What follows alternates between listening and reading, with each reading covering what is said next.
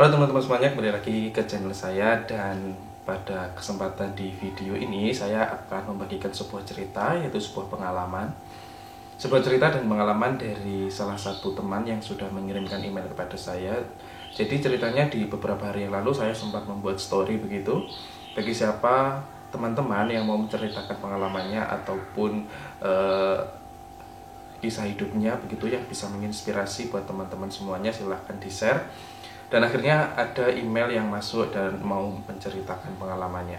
Nah, bagi teman-teman yang mau menceritakan pengalamannya atau mau bisa sharing ataupun berbagi informasi begitu, nanti bisa mengirimkan emailnya ke saya, dan alamatnya emailnya nanti akan saya taruh di link yang ada di bawah ini. Oh ya, sebelum kita lanjut ke video ini, jangan lupa klik tombol subscribe-nya, aktifkan tombol lonceng, like, dan berikan komen dan saran-sarannya agar channel ini bisa berkembang. Nah, sekarang saya akan membacakan sebuah email yang sudah masuk di email saya, dan dia mau menceritakan pengalamannya begitu. Dan ini adalah emailnya. Assalamualaikum Kak. Ya, waalaikumsalam. Sebelumnya perkenalkan dulu Kak, namaku sebut saja Mr. X. Jadi ini namanya mintanya disamarkan ya, jadi dia tidak mau disebutkan namanya siapa. Saya adalah lulusan dari sekolah SMA di salah satu kota kecil yang mungkin masih terdengar asing di telinga kakak. Saya asli dari kota Y. Jadi ini kotanya juga disamarkan juga. Awalnya saya tidak mau bercerita tentang pengalaman ini. Setelah ku pikir-pikir, cerita ini bisa memberikan pelajaran buat teman-teman yang lain. Akhirnya putuskan untuk membagikannya. Ya, jadi di awal-awal si penulis itu ragu untuk membagikan ceritanya, karena setelah dipikir-pikir, cerita ini bisa menginspirasi, bisa memberikan wawasan, bisa memberikan memotivasi buat teman-teman yang lain. Akhirnya dia mau nge-share pengalamannya ini. Saya lanjutkan ceritanya. Singkat cerita, aku mengajukan sebuah lamaran pekerjaan di salah satu kota terbesar yang ada di Indonesia. Sebut saja kota Z. Setelah mengajukan lamaran, aku pun mengikuti serangkaian tes dan syukur alhamdulillah aku diterima di salah satu perusahaan yang cukup besar di negeri ini. Ini adalah pengalaman pertamaku kerja di luar kota sebagai perantauan yang jauh dari keluarga. Tentu ini sangat memberikan pengalaman berharga dalam hidupku. Jadi ini adalah pertama kali dia kerja di luar kota sebagai perantauan dan jauh dari keluarga, dan itu memberikan banyak pengalaman baginya. Di awal-awal perjalanan karir saya ikut tinggal bersama dengan saudara. Memang kebetulan ada keluarga yang tinggal di kota itu.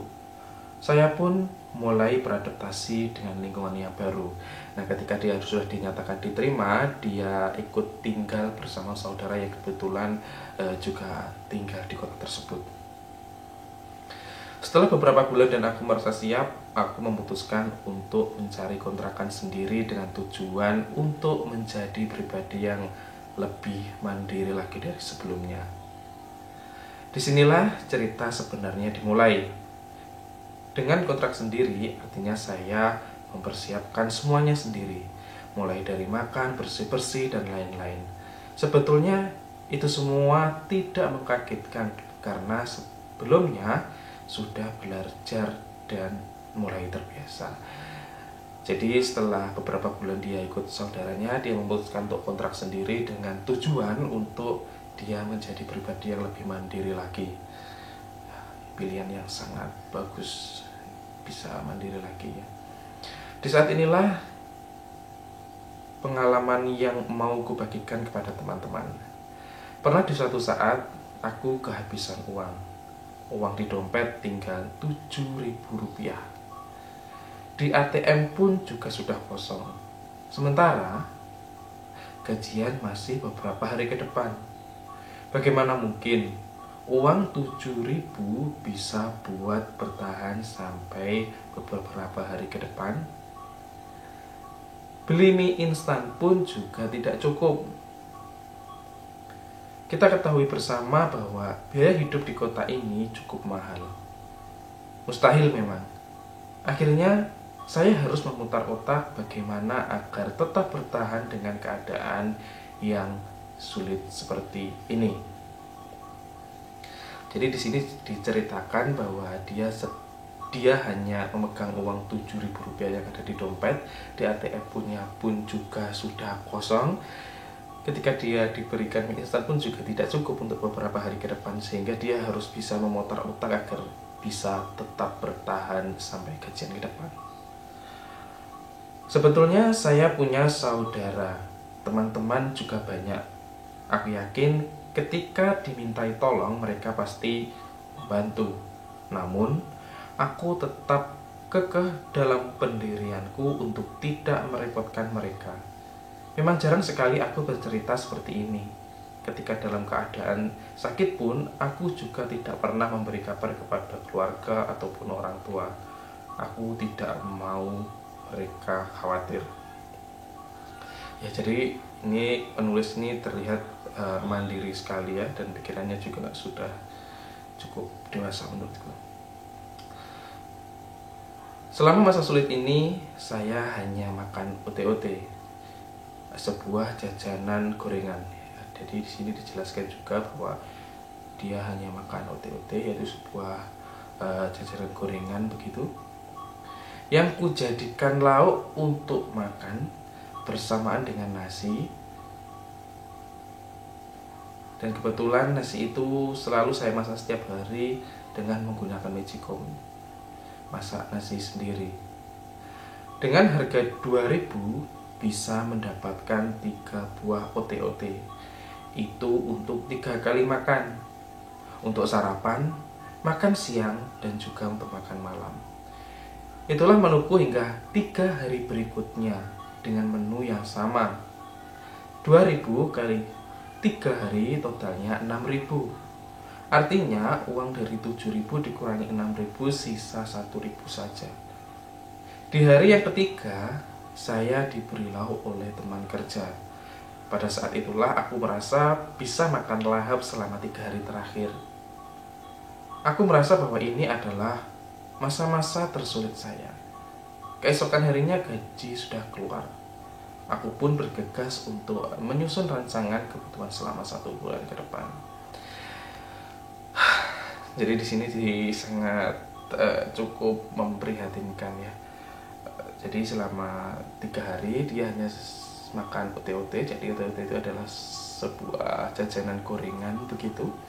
Dia beli seharga Rp2.000, itu dapat 3, dan itu cukup untuk sarapan, makan siang, dan makan malam dimakan bersamaan dengan nasi yang dia masak setiap harinya. Dan dia juga makan menu yang sama tersebut selama 3 hari ke depan. Jadi selama 3 hari selalu begitu terus, sampai akhirnya di hari yang ketiga, di hari terakhir, dia dikasih lauk oleh teman kosnya, teman kontrakannya gitu ya, teman kerja begitu di sini tadi. Keesokan harinya gajinya sudah keluar dan dia sudah mulai merencanakan bagaimanakah mengatur keuangannya dalam 1 bulan ke depan. Dari pengalaman saya tersebut, mulai saat itu aku selalu menyisihkan anggaran untuk kebutuhan mendadak. Di sini saya mau memberikan saran kepada teman-teman untuk memanage keuangan sebaik mungkin. Aku tidak mau hal serupa terjadi kepada rekan-rekan semua.